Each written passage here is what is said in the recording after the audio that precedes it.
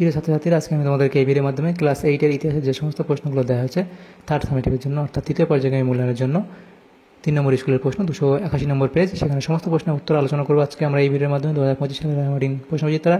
তোমরা ভিডিওটা শুরু থেকে শেষ অবধি অবশ্যই দেখবে, আর চ্যানেলে যদি নতুন হয়ে থাকে অবশ্যই চ্যানেলটাকে সাবস্ক্রাইব করে রাখবে পরবর্তী যে স্কুলগুলো আছে সেগুলোর প্রশ্ন উত্তর পাওয়ার জন্য। এবং এর আগের যে স্কুলগুলো ছিল 1 এবং 2 সেগুলোর প্রশ্ন উত্তর আমরা আলোচনা করে দিয়েছি, তোমরা প্লেলিস্ট থেকে সেই প্রশ্ন উত্তরগুলো পেয়ে যাবে, সেখান থেকে তোমরা দেখে নিও সেই সমস্ত প্রশ্ন উত্তরগুলো। আজকে আমরা আলোচনা করবো 3 নম্বর স্কুলের প্রশ্ন উত্তরগুলো। তো এই প্রশ্ন উত্তরের পিডিএফ তোমরা পরবর্তীতে আমাদের টেলিগ্রাম চ্যানেল থেকে পেয়ে যাবে, এবং ডিসক্রিপশনে আমাদের হোয়াটসঅ্যাপ চ্যানেল লিঙ্ক দেওয়া আছে, সেখান থেকেও তোমরা পেয়ে যাবে। তাহলে তোমরা চাইলে আমাদের যে হোয়াটসঅ্যাপ চ্যানেল এবং টেলিগ্রাম চ্যানেল সেখানে যুক্ত হতে পারো, সেখান থেকে পরবর্তীতে তোমরা এই পিডিএফগুলো পেয়ে যাবে।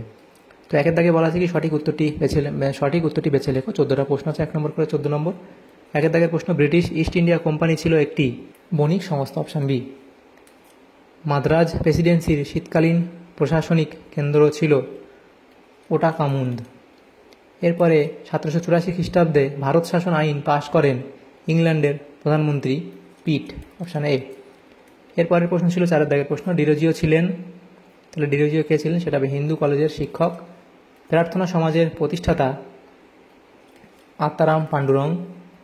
পণ্ডিতা রামাবাই ছিলেন ব্রাহ্মণ পরিবারের মেয়ে। আলিগড় আন্দোলনের প্রবর্তন করেন সৈয়দ আহমদ খান। কবে ভারত ছাড়ো আন্দোলন হয়? 1942 খ্রিস্টাব্দে। Option C. স্বাধীন ভারতের প্রথম উপরাষ্ট্রপতি ডক্টর সর্বপল্লী রাধাকৃষ্ণন। স্বাধীন ভারতের সংবিধানের মূল রূপকার বি.আর. আম্বেদকর। দেশের সার্বভৌমত্বের প্রতীক জনগণ। Option C. জালিয়ানওয়ালাবাগ কোন প্রদেশে অবস্থিত? অপশান সি, অর্থাৎ পাঞ্জাবে। কার নেতৃত্বে জালালাবাদের যুদ্ধ সংগঠিত হয়? সূর্য সেন। Option B. অলিন্দ অভিযান সংগঠিত হয়েছিল রাইটার্সের বারান্দায়।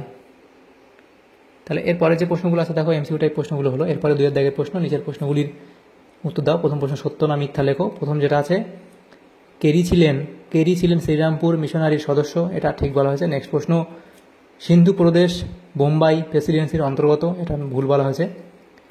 স্তম্ভ দুটি মিলিয়ে লেখো, কয়স্তম্ভ এবং ক্ষয়স্তম্ভ। প্রথম আছে জ্যোতিরাও ফুলে, সেটা এখানে তোমাদের মিলবে সত্য, এখানে তোমাদের মিলবে সত্য, এটা হবে সত্য শোধক সমাজ, এখানে লিখে দিই তোমাদের, এটা হবে ই। বি আছে কি নবগোপাল মিত্র, তাহলে সেটা মিলবে এই ডি এর সাথে জাতীয় মেলা, তাহলে এটা হচ্ছে ডি জাতীয় মেলা। রামমোহন রায়, সেটা হবে এখানে বি রামমোহন রায়। তারপরে যেটা আছে কি শিশির কুমার ঘোষ, সেটা এখানে হবে ইন্ডিয়ান লীগ। তারপর আর একটা আছে দেখো, স্বামী দয়ানন্দ সরস্বতী, সেটা হবে কি আর্য সমাজ। তাহলে এটাও তোমাদের একটু কালারটা চেঞ্জ করে দিই, তোমাদের বুঝতে সুবিধা হবে। এরপরের যে প্রশ্নগুলো আছে দেখো, সেখানে আমাদের কি বলা হয়েছে, সেটা হচ্ছে এখানে দেখো, শূন্যস্থান পূরণ করো। দক্ষিণ আফ্রিকায় গান্ধীজির বর্ণবৈষম্য বিরোধী আন্দোলন থেকেই গান্ধীবাদী ড্যাশ এর ধারণা তৈরি হয়েছিল। তাহলে কী হবে, গান্ধীবাদী অহিংস অসহযোগ এর ধারণা, অহিংস অসহযোগ,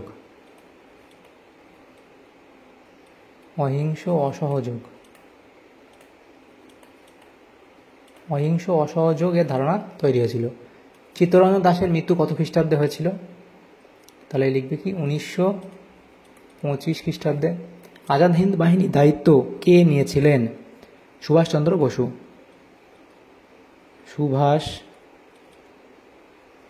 বসু।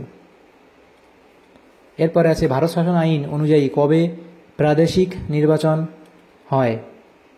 তাহলে বিগত 1937। রাষ্ট্রের কোনো ধর্ম না থাকলে তাকে কি বলা হয়? লিখবে ধর্ম নিরপেক্ষ রাষ্ট্র বলা হয়।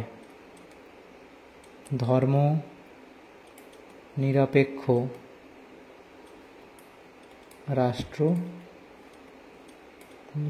রাষ্ট্র বলা হয়। যারা ব্রিটিশদের কাছে আবেদন নিবেদন করত তাদের কি বলে? নরমপন্থী বলে। নরমপন্থী। এরপরে বঙ্গভঙ্গ পরিকল্পনা কে করেন? লিখবে লর্ড কার্জন।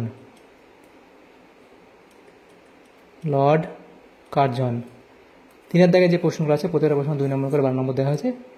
প্রথম প্রশ্ন, ভারতীয় উপমহাদেশে ব্রিটিশ ইস্ট ইন্ডিয়া কোম্পানির 3টি প্রেসিডেন্সি কী কী? Madras presidency, Bombay presidency, Bangla presidency. ঔপনিবেশিক আমলে সুপ্রিম কোর্টের গঠন ও কাজ কী ছিল? গঠন এবং কার্যাবলী লিখবে। 3 বলা আছে কি পাশ্চাত্য শিক্ষা বিস্তারের ফলাফল লেখো, তাহলে ফলাফলগুলো এখানে পয়েন্ট করে লিখবে।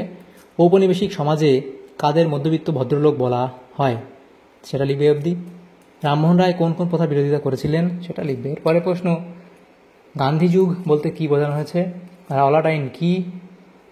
এরপরে অসহযোগ আন্দোলন কেন প্রত্যাহার করা হয়েছিল?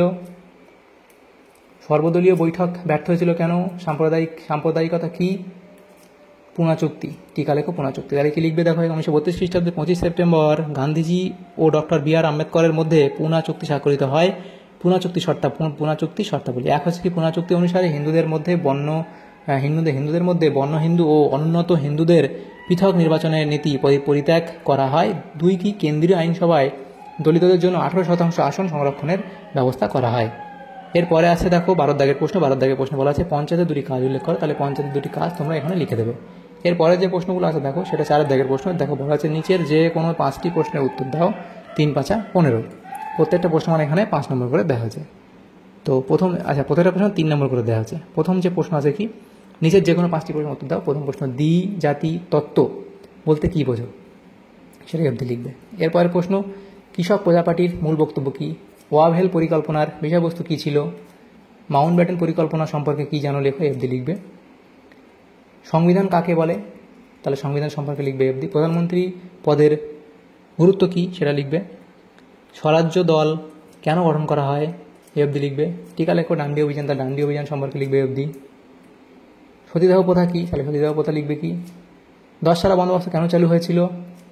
5 দাগের প্রশ্ন আছে নেক্সট দেখো, সেখানে আমাদের 3টে প্রশ্ন উত্তর করতে হয়, 5 নম্বর করে দেওয়া আছে, অর্থাৎ এখানে 15 নম্বর দেওয়া আছে, 3টে প্রশ্ন 5 নম্বর করে একটা প্রশ্ন। প্রথম প্রশ্ন, পিটের ভারত শাসন আইনের উদ্দেশ্য কী ছিল? এই আইনে কোম্পানি পরিচালনা কিভাবে হতো? তাহলে পিটের ভারত শাসন আইন প্রত্যাপনের উদ্দেশ্য এবং এখানে কোম্পানি কীভাবে পরিচালনা হতো সেটা তোমরা অবধি লিখে দেবে। এরপরে আছে 2 দাগের প্রশ্ন, নারী শিক্ষা প্রসারে ঈশ্বরচন্দ্র বিদ্যাসাগরের অবদান আলোচনা করো। তাহলে নারী শিক্ষা প্রসারের উদ্দেশ্য, নারী শিক্ষা প্রসারে বিদ্যাসাগরের অবদান, এই পয়েন্টগুলো এখানে করবে। স্বরাজ্য দলের কর্মসূচি ও গুরুত্ব বিশ্লেষণ করো। তাহলে স্বরাজ্য দলের কর্মসূচি, তাহলে লিখবে স্বরাজ্য দলের কর্মসূচি এবং তাদের স্বরাজ্য দলের যে গুরুত্ব সেটা তোমরা অবধি লিখবে। 4 বলা আছে কি ভারতীয় সংবিধানের বৈশিষ্ট্যগুলি আলোচনা করো। বৈশিষ্ট্যসমূহ, 1 নম্বর বিশালতা, 2 সুপরিবর্তনীয়তা ও দুষ্পরিবর্তনীয়তা। তাহলে সুপরিবর্তনীয়তা ও দুষ্পরিবর্তনীয়তা। এরপরে মৌলিক অধিকার, তাহলে এই সংবিধান ভারতীয় নাগরিকদের কয়েকটি মৌলিক অধিকার দান করেছে। প্রথমের সংখ্যা ছিল 7টি, পরে একটি অধিকার বাতিল করা হয়, এখানে মৌলিক অধিকার হলো 6টি। এরপরে এখন মৌলিক অধিকারের সংখ্যা হলো 6টি। 4 হচ্ছে কি নির্দেশমূলক নীতি, 5 হচ্ছে সংসদীয় গণতন্ত্র, আধা যুক্তরাষ্ট্রীয়। তাহলে এই পয়েন্টগুলো করবে অবধি। 5 দাগের প্রশ্নে বলা আছে বিপ্লবী সন্ত্রাসবাদী কার্যকলাপের পটভূমি কীভাবে তৈরি হয়েছিল? পরের পাঠে আছে কি বাংলার বিপ্লবী কার্যকলাপের সংক্ষিপ্ত বিবরণ দাও। তাহলে প্রথম পাঠের জন্য এই পয়েন্টগুলো করবে, তারপরে লিখবে, এই অবধি লিখে দেবে। বাংলা বলে বাংলার কী হয়েছিল, উদ্দেশ্য, কার্যকলাপ বলে এই অবধি লিখবে। 6 দাগের প্রশ্ন কী বলা আছে, সাম্প্রদায়িকতার উত্থানে ব্রিটিশ সরকারের ভূমিকা আলোচনা করো। তাহলে সাম্প্রদায়িকতা গড়ে ওঠার কারণ, এখানে ধর্মীয় পার্থক্য বিভেদ নীতি এবং হিন্দু পুনরুজ্জীবন, মুসলিম সাম্প্রদায়িকতা এবং আদমশুমারি, এই পয়েন্টগুলো করে লিখবে। তাহলে দেখো আমাদের এখানে যে প্রশ্নগুলো ছিল ক্লাস 8-এর ইতিহাস, যে প্রশ্নগুলো ছিল 3 নম্বর স্কুলের 3rd সামেটিভের জন্য, সমস্ত প্রশ্নের উত্তর আমরা আলোচনা করলাম আজকে এই ভিডিওর মাধ্যমে।